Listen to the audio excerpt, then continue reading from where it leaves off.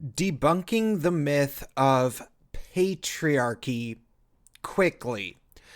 Debunking the idea that we live in a quote-unquote patriarchy in the United States, the West, or essentially anywhere on Earth is a long, tedious, and endlessly irritating conversation, especially if one is having to deal with a true believer feminist that does everything they can to see the world as if the fundamental basis of society is men oppressing females. If you ever find yourself in such a situation with a feminist, the first thing you'll have to do is agree upon a definition of the word patriarchy to begin with, which is a lot easier said than done, because feminists and all leftists are quite dead set on picking and choosing when they use the dictionary to define words and when they ignore dictionary definitions entirely.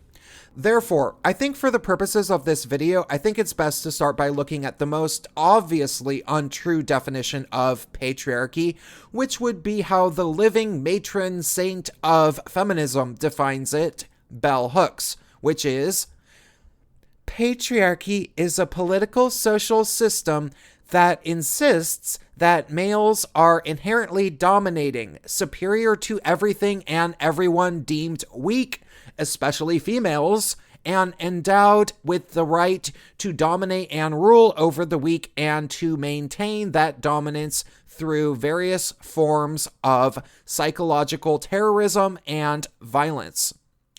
Obviously, that particular definition of patriarchy is completely hyperbolic and inherently sexist, as it acts like men are essentially horrible monsters. Really, if patriarchy is a political system that believes men to be inherently dominating or whatever, then the only people I've ever encountered that are truly patriarchal by this very definition are feminists, as every sane and well-adjusted person does not see men like that. However, Bell Hooks obviously isn't describing feminists as being the ones who view men as being inherently dominating, but rather she thinks that it's everybody who isn't a feminist that does this. And thus, this definition makes even less sense. Truthfully, one could write entire books about how and why this definition is demonstrably false, and people like Warren Farrell have.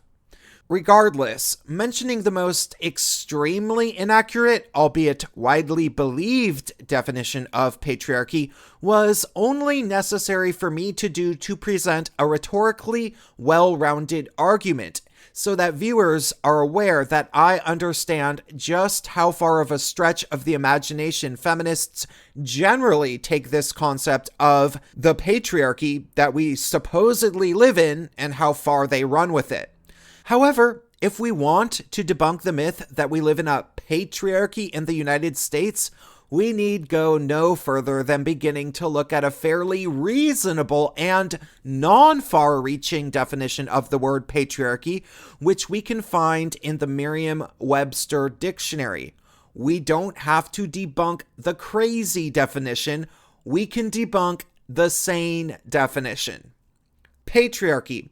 Social organization marked by the supremacy of the father in the clan or family, the legal dependence of wives and children, and the reckoning of descent and inheritance in the male line. Broadly, control by men of a disproportionately large share of power. This definition does make some sense and could easily be used to describe Islamic governments. But of course, while feminists would claim that it does fairly describe the United States, even though it would be a compromise as this definition is far less extreme than Bell Hooks's completely hyperbolic definition, which they would prefer to use, it would still be demonstrably false. And we can prove it very simply by reminding everybody that men were never given suffrage. You see, women were given the right to suffrage with the first women's movement, but at the time, only male landowners and men who signed up for the draft could vote in elections, and that rings true to this day. Under federal law, on a young man's 18th birthday, he must sign up for selective services within 30 days of his birthday, or he will be violating federal law. The maximum penalty for not registering with selective services is a fine of $250,000 and 5 years in prison. But more importantly, if a man is found guilty of the crime of not registering to potentially be drafted, this will result in a felony conviction, rendering him unable to vote. Which means, of course, that men don't even have the right to vote.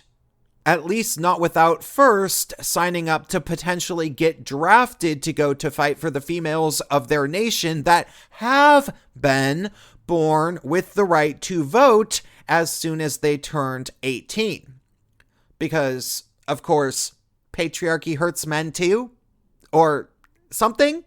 Wait. Sorry, we don't live in a patriarchy. That's the whole point.